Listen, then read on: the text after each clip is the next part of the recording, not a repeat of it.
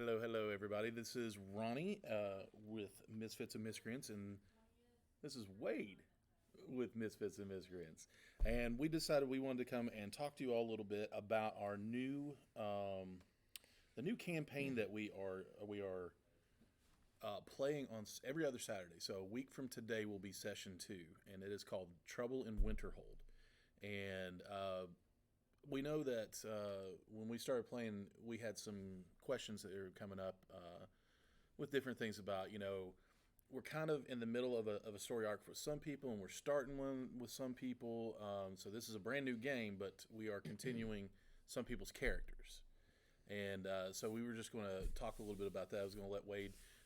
So where exactly are we picking up at? Where are we starting with Trouble in Winterhold?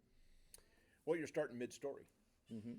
And so before I sort of give you more information about that, let me back up and talk about where we came from originally. I have put together a gaming group that did pretty well for close to a year. Mm-hmm.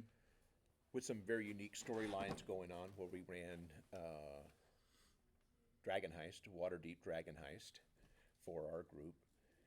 Unfortunately, I live in an RV and travel the country, and when it was time for us to move on, we did. Yeah. But we decided to end that current run with a huge battle interactive where we had multiple DMs, multiple tables attacking a Dracolich lair. And it was a rounding success. Well, I got to play in it, so it was amazing. It was the first time I've ever played anything like that. And I really, honestly, never really heard of it before you told me about a battle interactive, and I was like, "How does that work?" Multiple DMs, but you were the DM. I was a coordinator. Coordinator. Yeah. Well, I say that because you were the DM to the DMs. So Correct.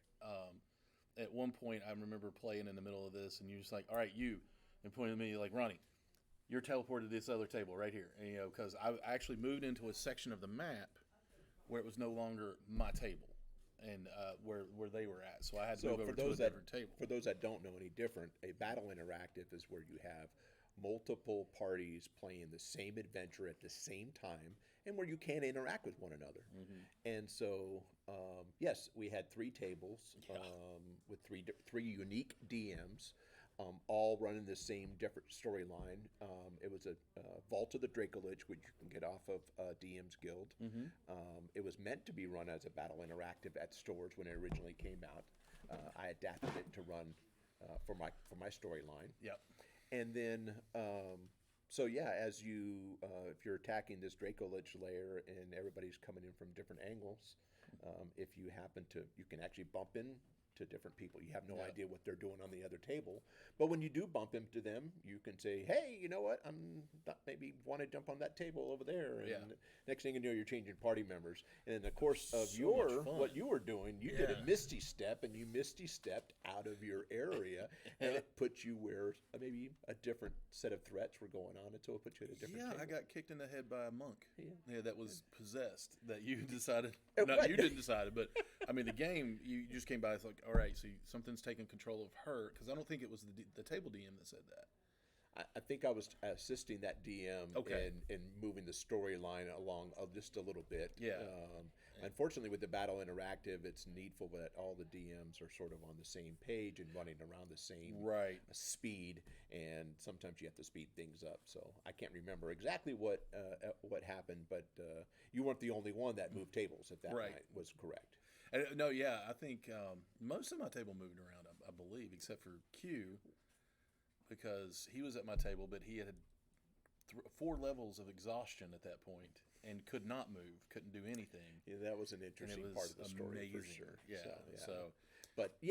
So one of the cool things about the Battle Interactive, for those that have never played in it before or don't know much about it, is as the coordinator, I want to do something a little different. A lot of times you sit at the table with your same group of people, and then that's where you stay the whole entire time. The opportunity comes up for us to move things around a little bit, and so I did so, just to be fun, to be spontaneous, but also to give some of the characters a chance to interact with other DMs and other styles. I have my own unique way of DMing, and there's other DMs out there that had their own unique way.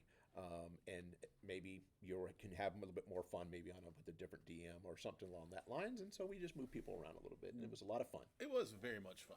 It was very much fun. So we ended that run though a little over a year ago. It was in June of 19, basically, is when it ended. And I got on the road and did my RV thing for a while. My players have Sad been... day. Huh? Sad day. Well, happy it was happy day for you all. Sad day for us.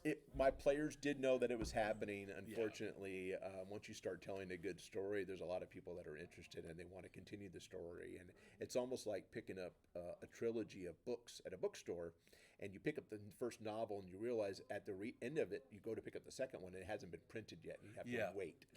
Well, that's what my players had to do. Game of Thrones fans feel you on that one. So that's me. So now we fast forward to our current time. I'm back in the area again, and because it's due to COVID, looks like we're going to be in the area for a little while. And unfortunately, some of my players have scattered them a little bit. Some have moved to different areas of the state. Right now, we're at a place called Hypermind in Burlington, North Carolina. Great game store. Denise Shepard will give you a good shout out. Thank you for letting us host this here. And that's in games past when we've broadcast on here. That's where we are, and that's where we've played, and that's where we're playing now. So right now she is open, and with COVID, everything we do it completely safe.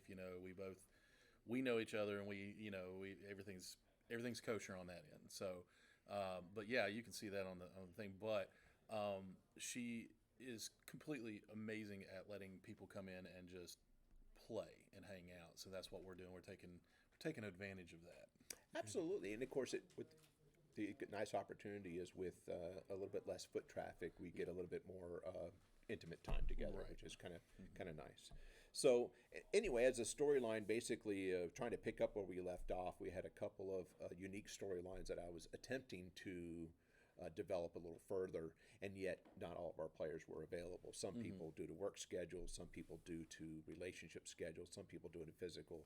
So what we did was try to pick up with some of the individuals that were available, and one of them is a guy we call Q, or Sing Q, and who plays a dragonborn fighter with a twist. Yeah. A bit of a twist. We can get into that a little bit later. And his girlfriend is, in real life, is Kylene, and Kylene plays an elf who's has an interesting story as well. Once again, really, story, I like to run heavy storyline. Not that we don't do a lot of combat and other things, but if I can get the people that are really interested in their characters, they have a tendency of immersing themselves better in the games. And so I've always been a lot heavier story driven. Shout out to my buddy Ernie Gygax, who maybe is a bit more of a dungeon crawler. No harm, no foul there, Ernie. But I like my storyline a little different. Yep. And so we do that with Fifth Ed, the Fifth Ed system that we run. I do now. Speaking of Fifth Ed, I will stop. And say, I do run a modified Fifth Ed. You do. I do like the Forgotten Realm setting. I don't necessarily want to have to recreate the wheel. And so I use a setting that has a lot of lore, a lot of work I put into it. And a good shout out to everybody who has put the work and effort into that. Thank you, because it makes my job as a DM a little bit easier, because I can concentrate on that, which is a bit more fun than a bit more mundane. So those of you that did the mundane work, thank you very much. I mean, same here, because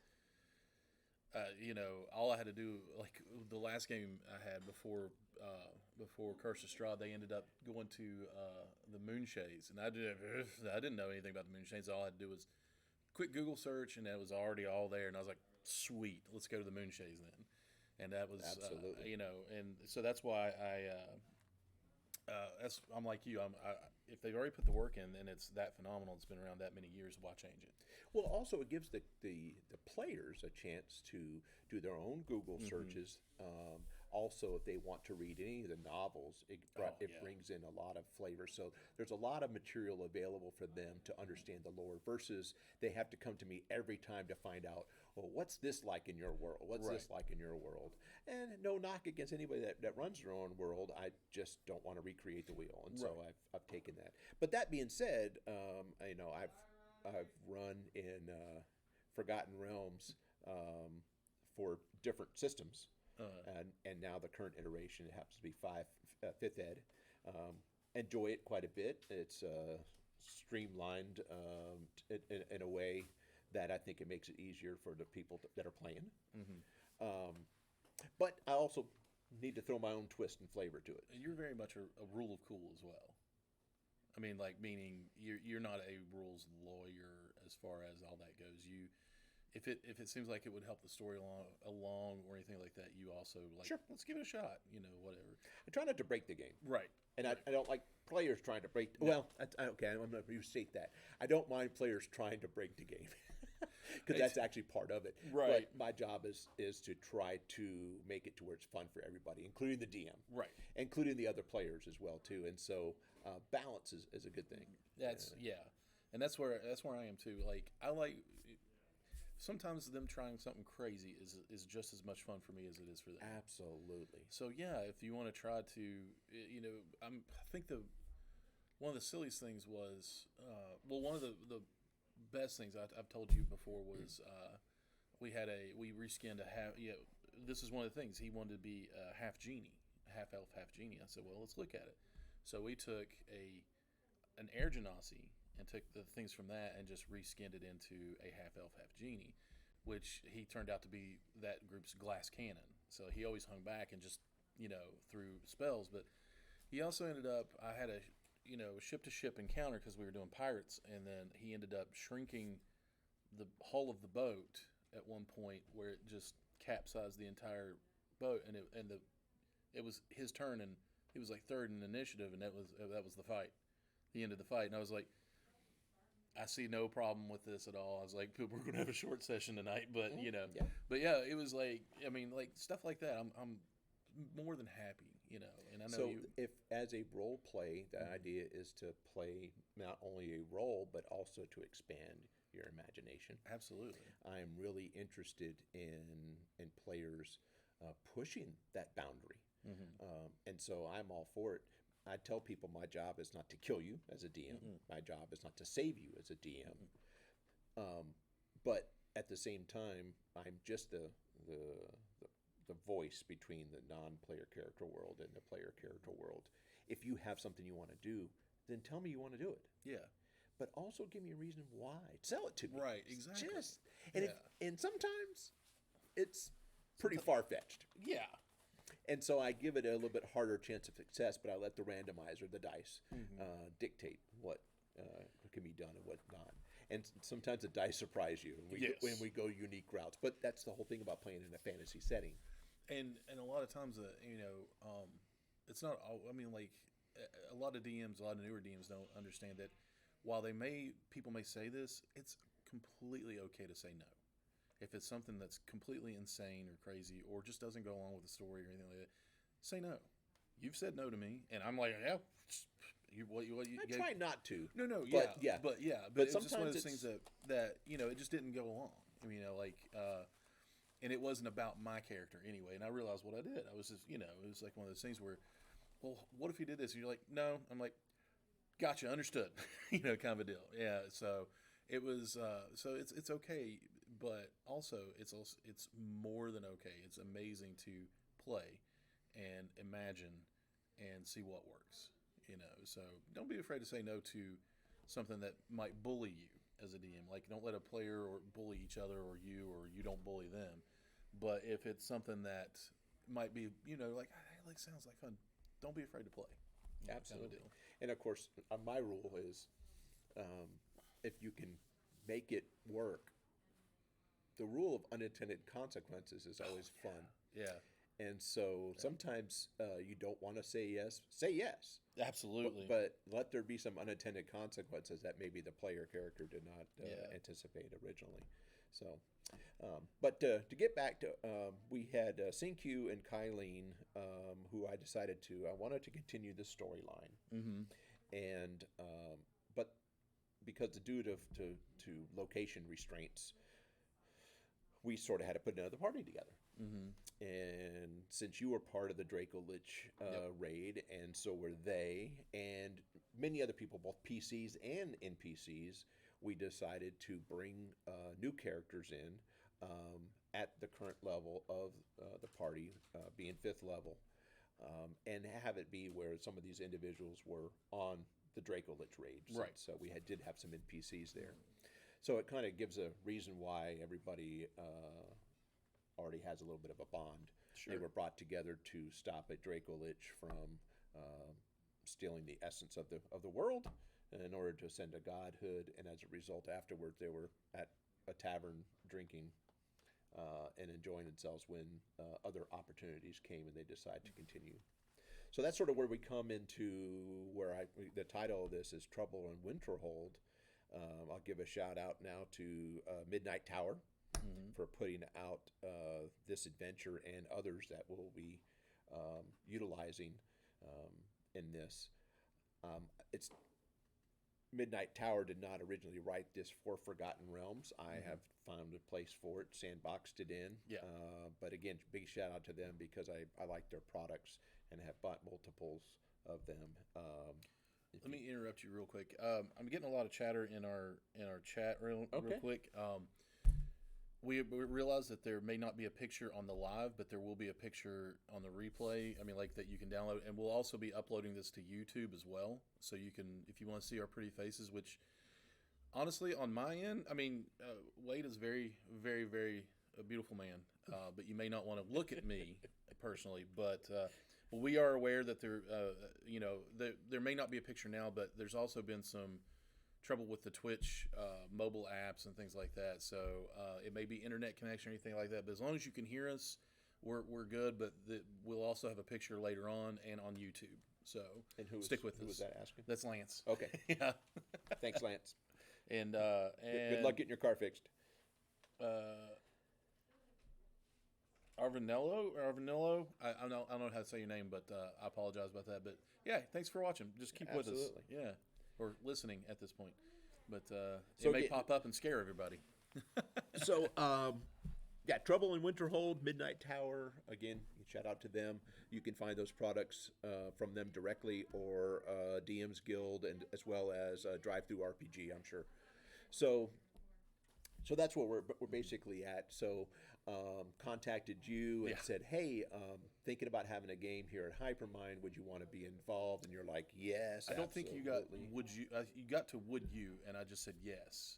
Yeah, and that was it. I was like, True. Yes. And then I asked you if you had any individual players that you would like to invite from that you are familiar with. Since I'm not actually from the Burlington area, and I do know some players here, but. We do try to do have an interview process with our different players to make sure that we're going to have a good group going on. Yeah. Not for the purpose of live streaming. This was No. separate entirely. We weren't even sure we were going to stream the game at that point. Correct. Yeah. But the idea is just to have a good, coherent game, and that's where we're going. But as a result of some questions and stuff along that lines, we decided to do this podcast since we already did the other one. Yeah. People seem to like what they saw so far. Yep. So I feel sorry for you, but anyway. But anyway, so we have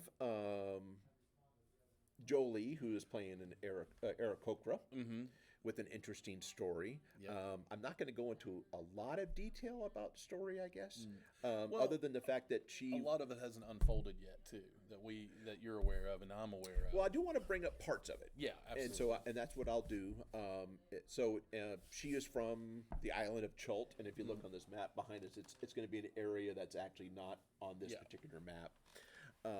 But she's an artificer, and she had a problem with some flash banging powder that has rendered her semi-immobile in the flight status area. So she has some issues with her wings right now. Yeah. And as a result of losing face and stuff along that lines, she was sort of outcast from her tribe in Chult and sent to Waterdeep. It was the first ship available, and has been taken in by the Emerald Enclave in Waterdeep, where they asked her to earn her keep a little bit by going on the raid to the Dracolich. So that's sort of how she sort of got into the party. Her boyfriend in real life, Aaron, is playing a wizard who has got again a unique backstory. Sort of dropped off at an elven village. He is human, but decided to earn his keep by becoming a soldier. Yep. And wanted to become a blade singer. Blade singer. Mm-hmm. And the council was not too keen on that. Most of the blade singers, it's an elven. It's elven thing. It's an yeah, elven it's an thing. elvish tradition. They weren't too keen on that, except when there was an attack on the little township there. He was able to thwart part of the attack on one of the council members, and as a result, the eldest lion is what I call him, the elder, who is one of the best blade singers in the area, decided to take on his last apprentice. Started his training, but passed before the training was able to be completed. And so that's where he sort of comes in. He has a uniquely put style together that is part blade singer and part other things. Right. And so he's learning as he goes along. So and those are really cool concepts as characters. Like, I don't see many Aarakocra people really. Let me put it this way. I have seen people playing Aarakocras for the flight bonus, and that's about it. And they don't really put much into their backstory. Now, Jo has decided that she wants to be a tinkerer along with being an Aarakocra and everything's gone awry there. And then you've got the diamond in the rough, I guess you can say, or the ugly duckling story of Aaron's, or doesn't belong there. So those are some really cool concepts for characters in my, so I was really excited to hear This is my first Aarakocra that I've ever actually DM'd for. I think I've played with a couple of different concepts over the different edition iterations. If not Aarakocra, then possibly Kenku or Avariel. Yeah. So this is kind of neat. I definitely got some ideas of storyline I want to push for both Aaron and Jolie, and so stay tuned for the next couple of episodes, because some of that will be developing very quickly. So in the same town that Aaron sort of dropped off at is an elf ranger played by Elliot. Elliot, his character has been kind of a loner, and they're based out of, actually their town is in Larkwood. Larkwood is a pretty naughty area up north, and so a lot of activity. And at some point in time, Elliot's character gets captured. Yes. And tortured. Yes. And loses an eye. Absolutely. And as a result of all that, he no longer is he just desperately does not want to be left alone. Yeah. So he's a loner, but doesn't want to be alone. Doesn't want to be alone. Right. So kind of an interesting little story there. But him and Aaron's characters, they both know each other because they're from the same town. Right. Again, Aaron's got a little bit of renown for the fact that he helped save a council member. Elliot's got a bit of renown as well, too, as a result of his ongoing efforts to keep the bad guys at bay in that area. Right. So then we come to what? a tiefling from Luskin. A tiefling from Luskin. Who is an interesting... It's a character I've played around with, I've told you in the past, that I wanted to expound on more, and this was the perfect opportunity. When Tasha's came out, you had the perfect opportunity to do what? His patron is a genie. He's a genie patron, which comes into play, and he also has the Pact of the Talisman. So his talisman allows him to add a little oomph to skill checks, a certain amount of times a day, but also now, thanks to a little bit of homebrew on Wade's end, he has a spell anchor in his talisman that he can. So for those that don't know, when you do a concentration spell, a lot of times you're busy concentrating on that and you can't really do a lot of other things. I decided to give him an opportunity to touch his pendant as a spell anchor, and the concentration is brought onto that, and he's able to do other activities. The problem with this, and this is the whole unintended consequences thing, That's is that why I mentioned this so we can he expound on that a little more. he loses 3 hit points, not permanent, but 3 hit points are drained from him in order to anchor that spell. And I can always hear people saying, "Oh, that's not bad." No, but it goes into a collection jar, and when that collection jar is full, the patron comes calling. Mm-hmm. And my character Dorn is his name, has no clue when that's full, when that's going to happen, whatever. So if he uses it, it's got to be important. He can't just use it willy nilly because who knows what his patron's going to require of him or whatever. Because honestly, as a player, I don't want to know, and I don't know. I have no clue. Well, and so you did take the Pact of the Genie, but it turned out to be an Ifrit. Ifrit, yeah. Okay, and so and I have seen many games played with warlocks where they make a pact, infernal pact, and yet nobody knows what the pact is. They never know what the time limit is, so it's just kind of ambiguous. I wanted to go a step further than that. I think we did in this aspect. Yeah. And so the thought process for him is every time he plays, is his patron going to come calling? Right. And what's he going to ask him? What's he going to require of me? What does he want? Does he want me, or does he want me to do something? Do I have to pay a certain amount, or whatever? You know, it could be very little. It could be everything. It could be the world. Stay tuned if you want to know the answer to that. And actually, had a chance to visit that a little bit in our lab because we'll talk about that in a minute because I know we got into it. We got into it the first session. It was really good. And so Wes, we're live. Hey guys. So one of the things I like to do with my characters that a little bit different than some individuals, I like to. I require my characters to come up with a fear. Yes. This fear is not something that's dictated by me. I just say, I think that everybody has that one fear that sometimes can make you act a little irrational. Yes, absolutely. And so I let the player put all the thought process into that. I don't necessarily have to have any input into that at all. Nor do I say that it has to be within certain realms. I've had players that sit around and say, I don't like spiders. Right, I had some that told me that they were afraid of heights. I had one player character that told me he was afraid of mac and cheese. Okay. Yeah, okay. Yeah. I won't go into that, No, Jared. yeah. But anyway, so I do not create my scenarios with the idea to make the fear manifest. Because a lot of times I have an idea of the direction I want the adventures to go in a general sense. The player characters do a lot to dictate what direction it goes. But I have a general idea of the general storyline that I want to do. Right. And different things that pop up, I have no clue what you're going to come to me when we first do character creation to what your fear is going to be.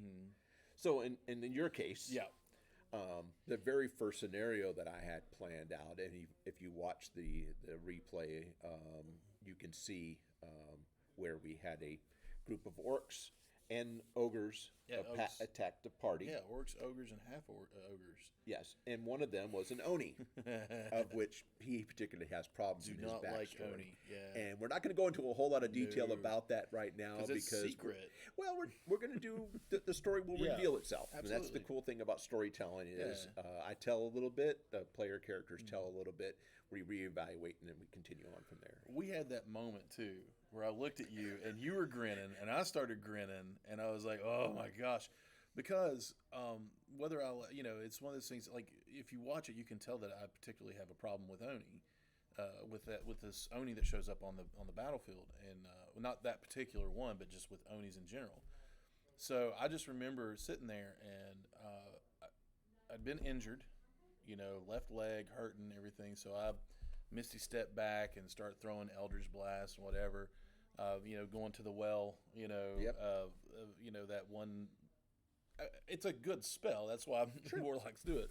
But all of a sudden, Wade just leaves somebody and says, hey, Ronnie, roll a d6. And I was like, okay. I think you made me do it 3 times.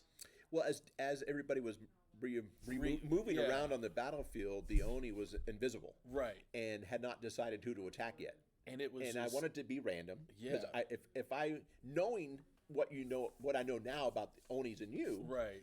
that's, again, not what I originally planned. When I No, put the adventure yeah. together, it was just, when you bring Ogre, sometimes you bring an Ogre Mage or an Oni. And then, so I did not want to attack you directly. No, I didn't wanted the dice to do the talking. But as people kept moving around, I knew where the Oni was located. Right. So I wanted to see who, and the likelihood of. So I put percentages in my mind, but I like the player characters to roll because they don't have no clue what I'm Right. rolling for, And I love that. it just heightens tension. And So- I will say this, without revealing anything else, it could not have worked out any better if you had written a script. And you did not, and it did not, and there was no plan behind it. It just worked out, and I was in that moment. That's when we started looking at each other, and I was like, "Well, crap! All right, here we go." And that's where I got to use the spell anchor for the first time in the first session, which I didn't think I would do. And then you were like, yeah, okay, I'm like, yeah, I know, he knows. It's let's do this kind of a deal. So it was. Well, it's also, I got a text message from Jolie before the first session saying, "Hey, by the way, I don't think I told you what my fear is going to be." And she tells me, I won't go into what her fear is, but it has to do with her flight and the fact that she has been injured. And I had just been doing some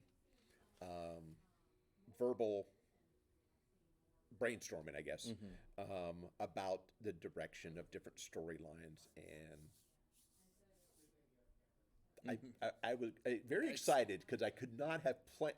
I had already pretty much made the decision of the direction I wanted to go, and then she sends me her fear, and I'm going, wow. Again, I can't plan this stuff. So if it seems to be very coincidental and convenient, it really is. I can't do anything about that. It's- And that's the cool thing about this fear, that when you put this in here. And so, again, stay tuned. Every character at the table has a fear, and at some point in time, little minor things or major things will happen. When the Oni appeared, I had you roll percentile dice. Yes. Yeah. And in my mind, I assign it a percentage chance of, due to circumstances, that the fear will go off. Now, what does that mean? I let the player character dictate what, if their fear goes off, what they do. And I've had a variety of responses depending on. I had one guy whose fear went off, and he went berserk. Yeah, yes, I butt had one naked guy. and Well, one guy oh, yeah. took off all of his clothes and went Yeah. running naked down the road. Right, And right. so I think you come up with better ideas than I do because it's not so railroady. You gave me a 45% chance of being terrified. Yeah, And so I rolled 70 or 80% or something. you like did that. well. Yeah. Yeah, and so it was at that point, what do I want to do with this?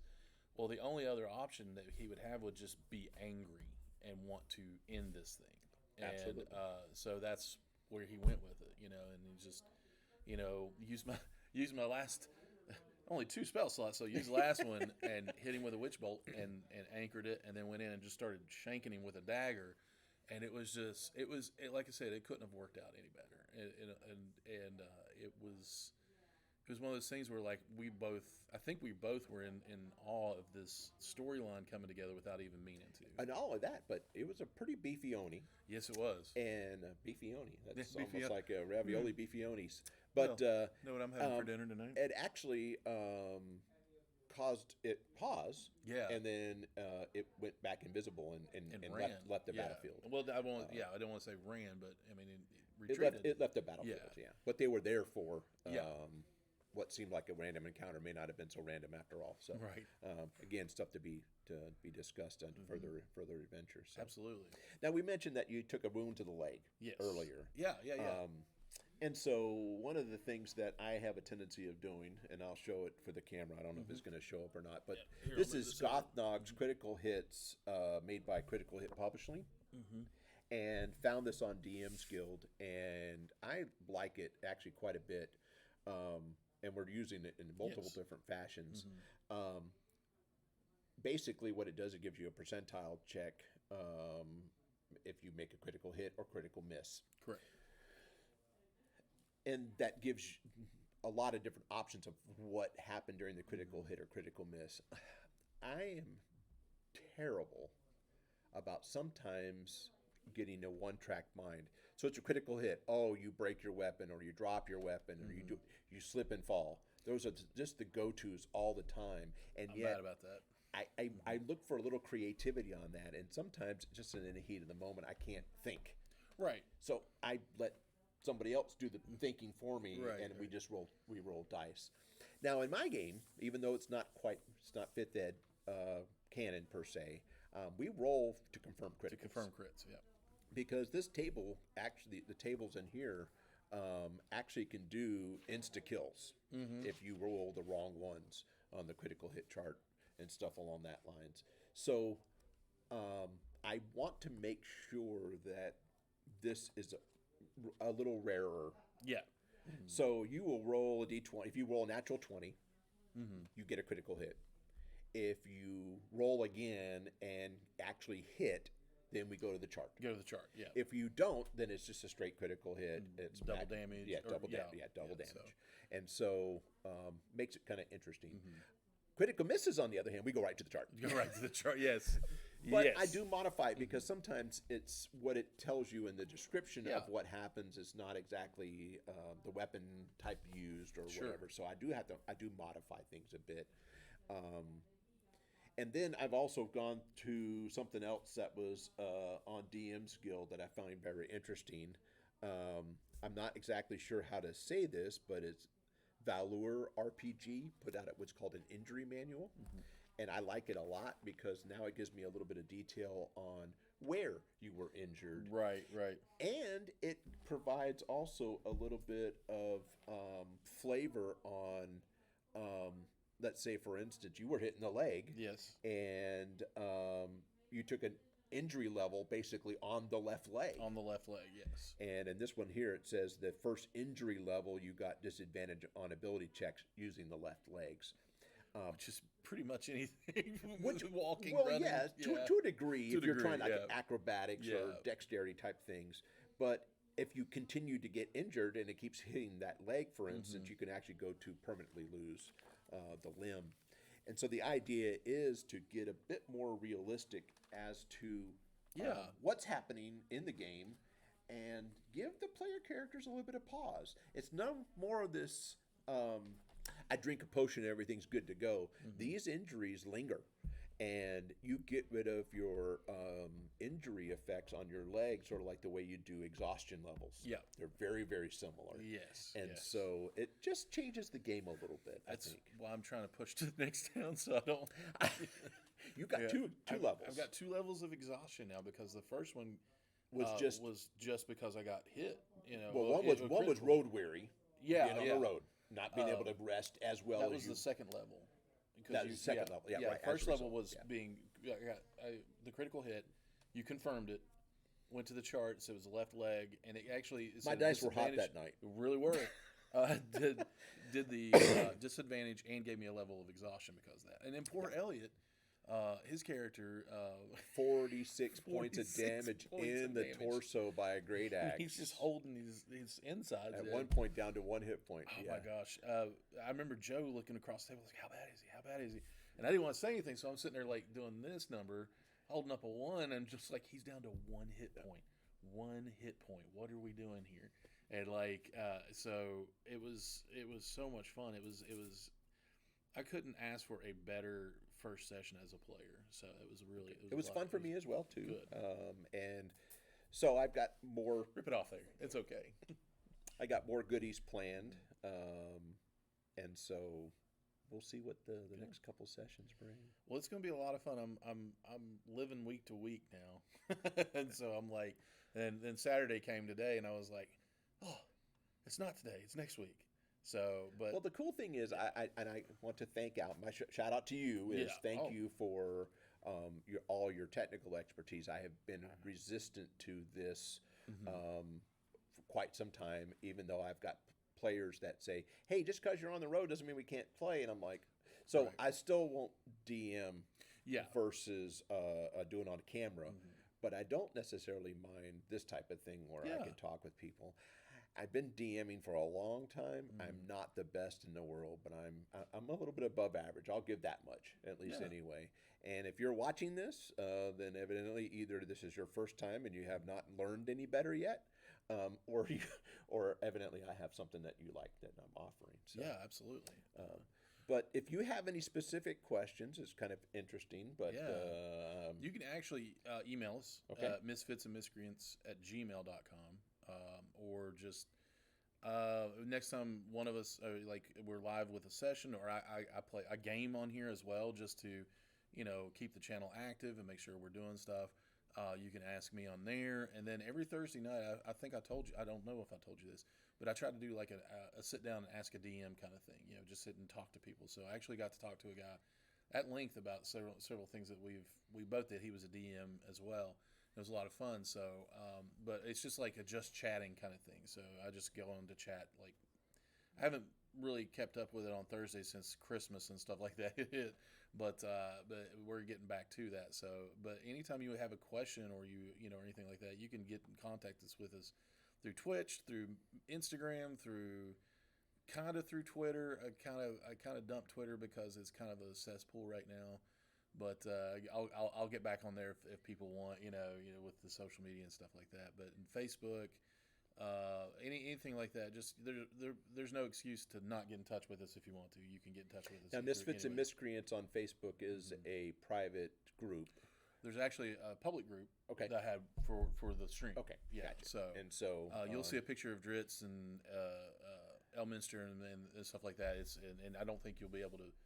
If it's a private group, they wouldn't be able to find the other one. That's for us. Right.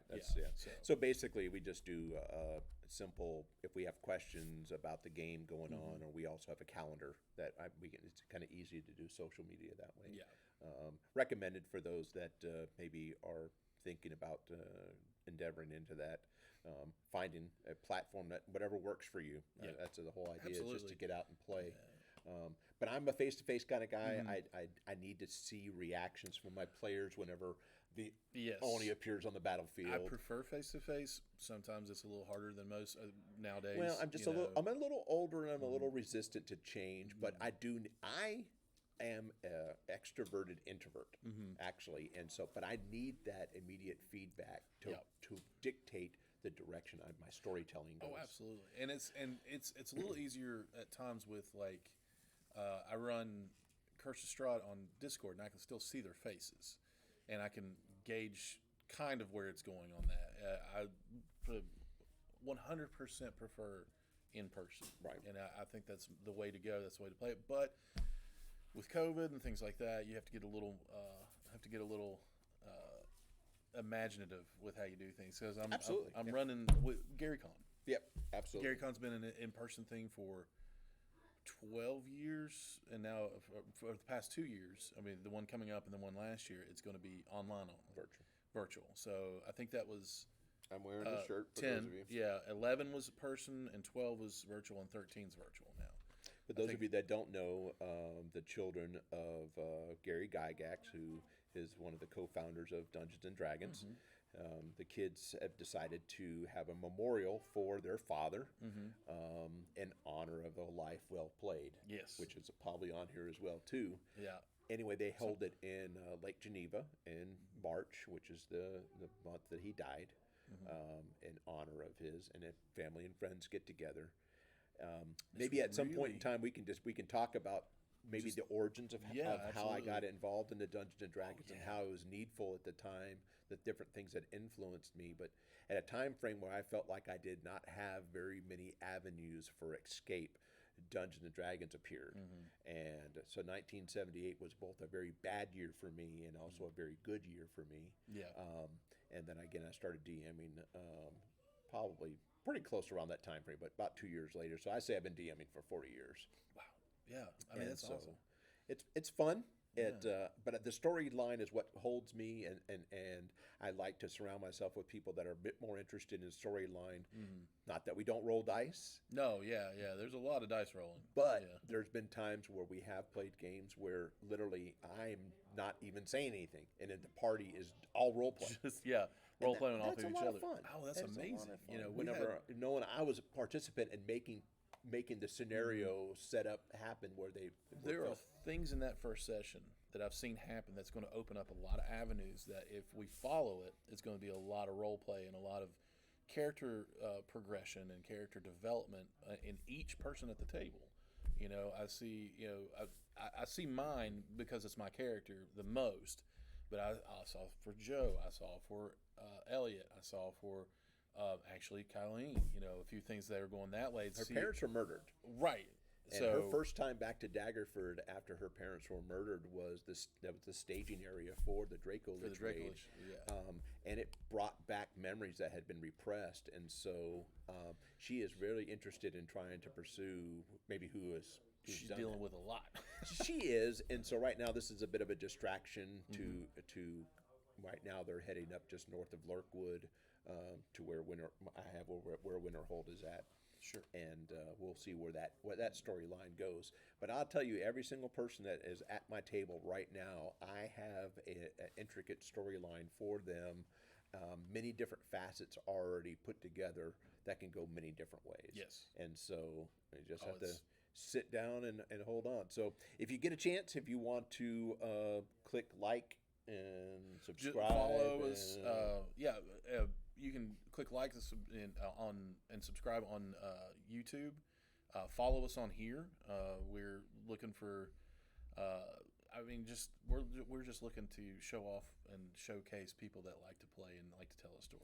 Well, we also like to showcase products as well too. So absolutely. If you have an interest about any of the products that have been mentioned here, maybe one day we can do that and just show what everybody uses and all that stuff. But the more people that have a tendency of getting on the Twitch or the YouTube account, it gives us more opportunities to provide things for you. I'll put it that way. And so and brag on the things and people and ways, products that we like and the places that we get to be and things like that. So it's not just about us, it's about everybody that's paved the path for us to be able to play, basically, absolutely, and do that. So this has been fun. I enjoyed talking. I always enjoy talking to you, Wade. Yeah, well, I enjoy talking with you as well too. While you're in the game. Yeah, exactly. I mean, shucks. Just stick around and hang out with us. And whenever we're on, if you see my pretty face on there playing video games, come talk to me. Ask me questions about D&D. I promise I would actually probably turn the video game off and rather talk to you about D&D.